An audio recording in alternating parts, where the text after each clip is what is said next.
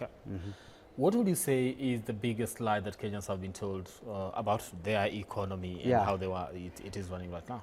So, two things I would say. I would say that the first lie is that devolution is working.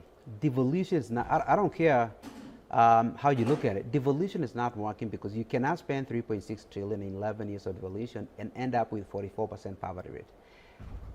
How is it working? Right? If I tell you that we've spent 129 billion to the county of Turkana, and county governments are supposed to invest 30% on development, and I say, go look for 40 billion worth of development, show it to me. You can't find it, right? You go and you look at a place where we've sent close to 100 billion and the poverty rate is 73%. How can you say that it's working? So it's not working, and that needs to be corrected. That's the first thing. The second thing is this notion that we are on our way to Singapore is just the most frustrating thing that I've ever heard, because I spent a few minutes telling you how Singapore became Singapore. Singapore did not become Singapore by wishing, by announcing on the side of the road. What they did was they acted. They did certain things that led them to that point. Again, they didn't waste people's money. They didn't play around when it comes to corruption.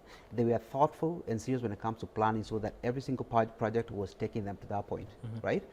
We have 700 billion in store projects at the national level. I was telling you the county level, Machakos, we have 1.1 billion worth of store projects. A county that is spending 80% of its revenue on debt service in a country where the average age is 20, we are not investing. When you spend 1.6 trillion or 1.9 trillion on debt service, guess what that means? You're not going to have money to spend on educating Kenyans, right? One of the things that Singapore did was they invested heavily on their citizens.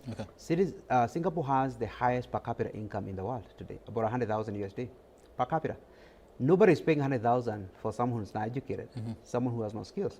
So to be able to get that, you invest in people, particularly young people, but you can't do that when you're spending 80% of your money on debt service.